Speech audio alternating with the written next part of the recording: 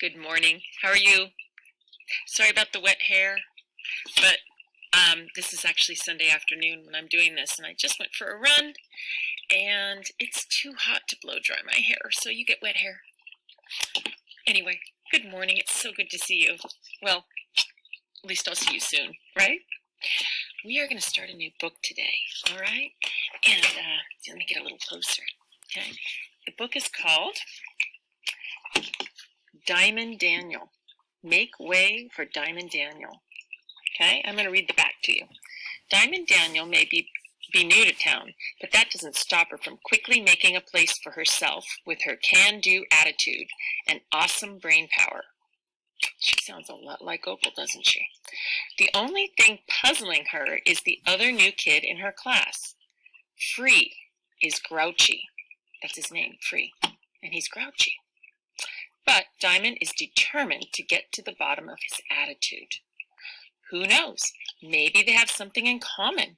Maybe they could even be friends. I'm already seeing a lot of similarities between these two characters. Are you? Okay. Well, I'm going to go ahead and I'm going to read the first chapter only, and then I'll read the second chapter with you when we're together. Okay? So it says, Diamond Daniel was a gem waiting to be discovered. A gem is like a diamond. Oh, now I get it.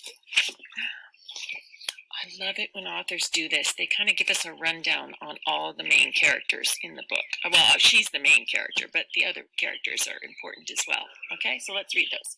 Diamond Daniel. Meet Diamond. A third grader with wild, crazy hair and a zippy attitude. She's super smart and has met just about everyone in her new neighborhood. The only thing she's missing is a best friend. Sounds familiar. Free. Now look at his picture. Can you see him? The new boy. He's super tall and growls at everyone. Is he as rude as he seems, or is there more to him than that? Kind of like Amanda, maybe? Diamond is determined to figure him out. The 3 T's. They look like they have an attitude, don't they? Tanya, Talisha, and Tamika, known as the 3 T's, are nice enough to Diamond at school, but she's not really part of their group. I can kind of I know how that feels. I wonder if you do. Diamond's mom. Diamond's parents are divorced, so it's just Diamond and her mom these days. Her mom is proud of her daughter's awesome brain power, but she isn't about to let Diamond get away with anything. So are you already starting in your brain to kind of compare and contrast and think about how Diamond and Opal and their situations are kind of alike, but also very different? Yeah, kind of do that while I'm reading, because that's our lesson for today, okay? All right, so here we go. Now, she lives in a big city, okay? That looks like a brick apartment building, okay? And there is Free. New kid. Diamond Daniel was a gem waiting to be discovered. Just ask her. So what if she had crazy wild hair and was skinnier than half a toothpick? Skinnier than half a toothpick? That is hilarious. I love that. So she's really skinny. On the inside, she was extraordinary, plus super smart. As a matter of fact, she had more brains in her tiny little pinky than most kids had in their whole entire bodies. When Diamond was a little kid, she had to keep that to herself. Why? Because her mom said that being super smart was a family secret. So you can't tell anyone, said her mom. Please, thought Diamond, give me a break. Back then, she believed her mom, though. What do you want? She was just a kid. Then one night, Diamond heard her mom talking on the telephone, telling someone how smart her daughter was. That was the end of that secret. Now everybody knows how smart she is. Diamond still doesn't always go around saying how smart she is, though. She is nice. It is not nice to brag. That is so true. One morning in her third grade homeroom, Diamond was feeling down. If I'm so smart, thought Diamond, how come I've been in this new school 3 whole weeks and still I don't have a new best friend? Diamond didn't have time to figure it out because her teacher, Mrs. Cordell, clapped to get everybody's attention. Class, said Mrs. Cordell, we have a new student joining us today. Please say hello to Free. Hello, Free, everyone said like robots. And what did that boy do?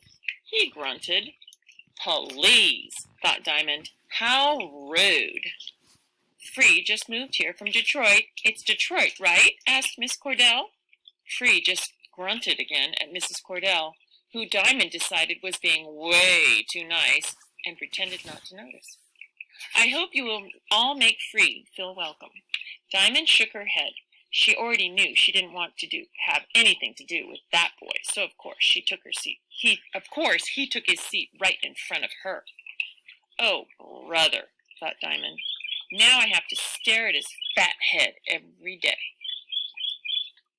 Well, his head wasn't fat, really. It was a nice head, covered with tight brown braids. His head was hard to see over, though, because he was so tall.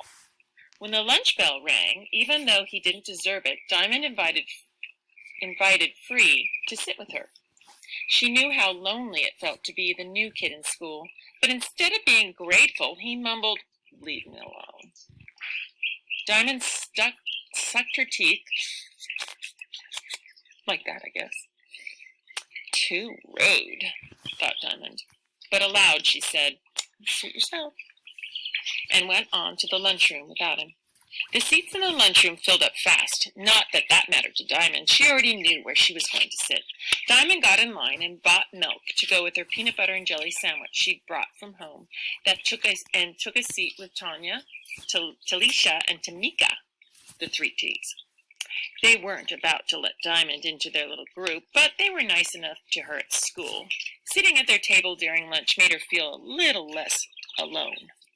1 + 3 = 4, thought Diamond. 4 is a nice, sturdy number, like a table with 4 legs, or a square, all cozy and zipped up on all 4 sides.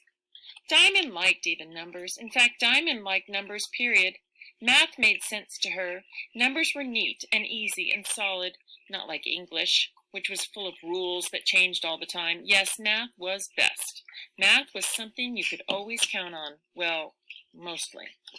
For a long time after her mom and dad got divorced, Diamond hated math because all she could see was subtraction. Okay, but before I go on, I have to show you the picture. It doesn't really go with that page that I just read, but if you can see, it's hard to do this, it's backwards. So that's Free, and he's sitting all alone, and these are the girls that she gets to eat with, but she's not really their friends, or I don't know. She's not really part of their group, but maybe she will be. I don't know. Okay? I'm going to reread this paragraph. For a long time after her mom and dad got divorced, Diamond hated math because all she could see was subtraction. Moms minus dads, 2 for breakfast instead of 3. Monday night TV minus football. It just didn't feel right at first, but things were a little better now. Diamond plus her mom equaled 2, and 2 was a nice even number, and even numbers rule. So, while the 3 T's were not her real friends, sitting with them at lunchtime gave Diamond a break from feeling like the odd number she was at school the rest of the day. After all, who wants to feel odd? Diamond couldn't help but notice that Free sat at a table in the back all by himself. Talk about odd, thought Diamond. She just shook her head. Boys.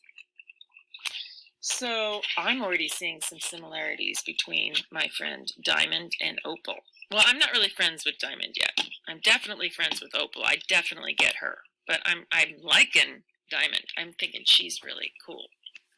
And I like that an opal is kind of like a gem and a diamond is a gem. I think that's kind of cool too. So anyway, we'll read Lonely Girl next. So I see she lives in a big city. And look at her eyes. Oops, I'm blocking her. She's looking out. Oh, and it's a 2. Oh, for chapter 2. I get it. Okay, so we'll read this together when we are at our Zoom. All right? See you later.